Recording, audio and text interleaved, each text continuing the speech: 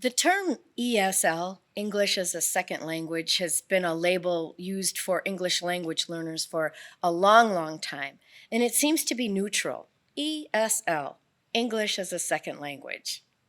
Seems very neutral. However, it can be a misnomer because for many of these students, English is not their second language, but their third, fourth, fifth language. So a term ELL, English language learner, is more appropriate for them. But even within this category, there is such a wide diversity among English language learners.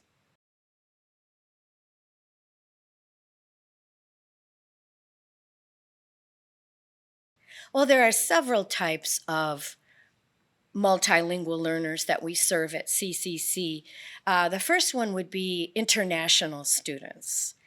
These are students who come here with a visa, and they're here for the primary purpose of education or training with the intent to return to their home countries. And one feature that would probably characterize many of them is a high level of academic proficiency in their native language. It's almost guaranteed that they have completed high school in their native countries.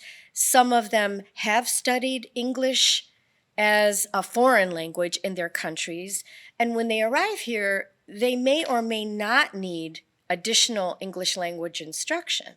They might be ready for college level studies, or they may need further instruction in academic English for English learners.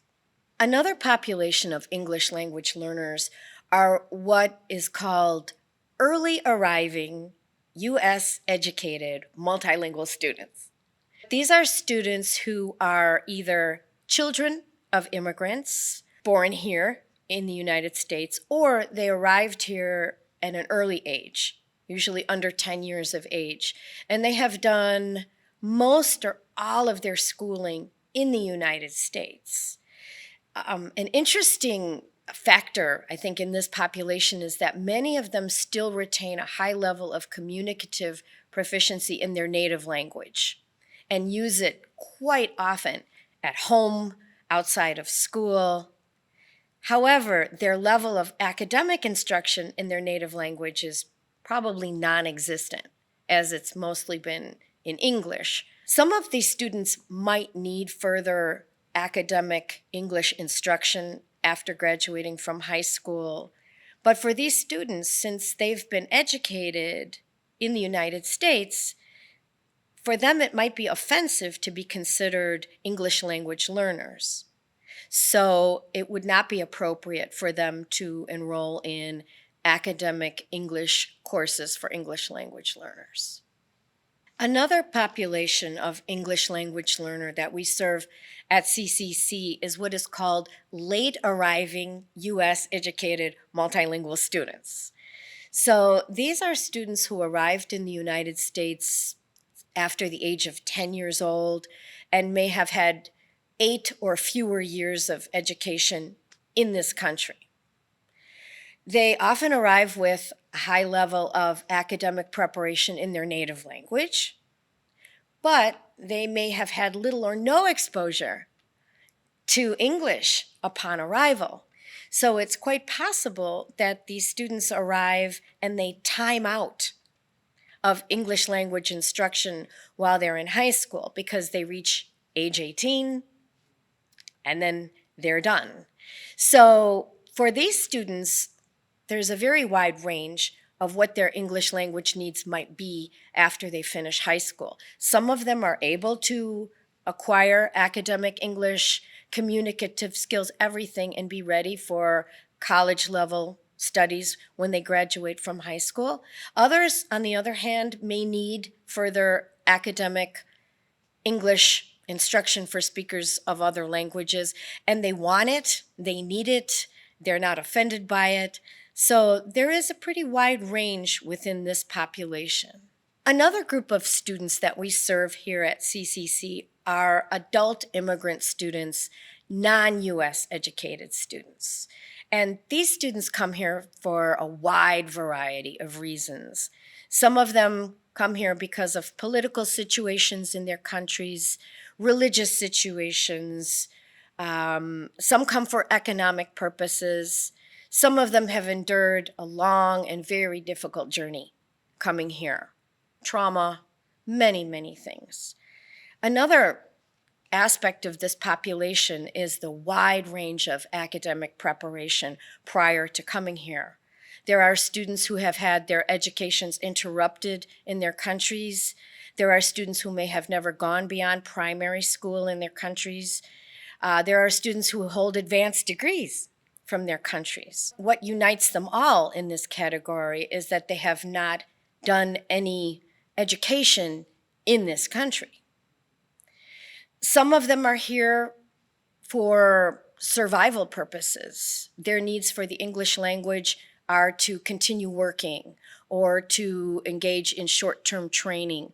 Others want to pursue advanced degrees in this country, in this language. So this is probably the widest range. And at the City Colleges of Chicago, we can serve them at any of these levels. We have a very large adult education ESL program.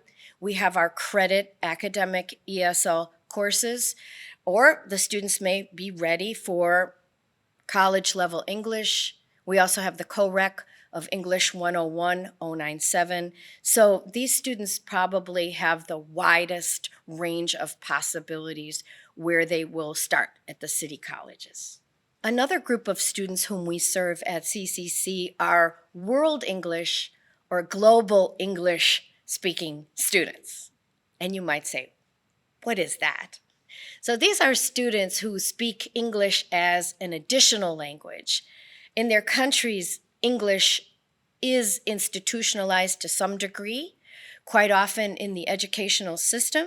So they may have gone to school in English medium schools where the textbooks and a lot of the instruction is in English. However, outside of school, they may use a language other than English in their daily lives. So some countries that fall into this category are Nigeria, the Philippines, Anglophone Cameroon. So these students, again, there is a range of what their academic English needs will be when they arrive at CCC. Some of them are ready for college level English. Others may still need additional training in academic English. But one thing that does unite them all is their amount of exposure to English prior to coming to this country.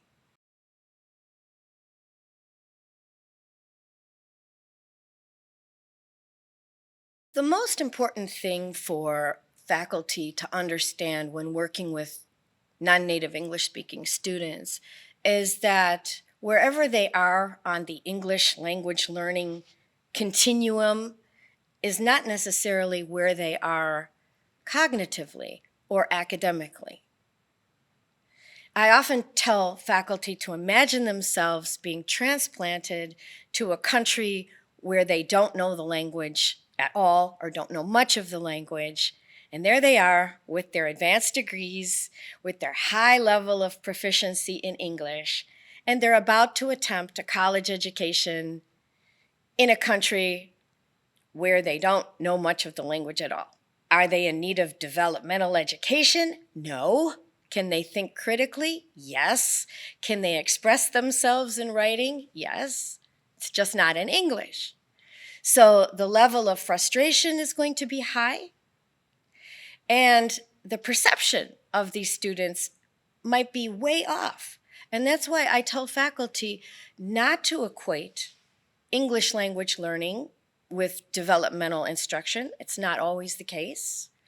And that they need to understand that cognitive academic language proficiency takes time, whereas critical thinking ability, once you have it, you have it.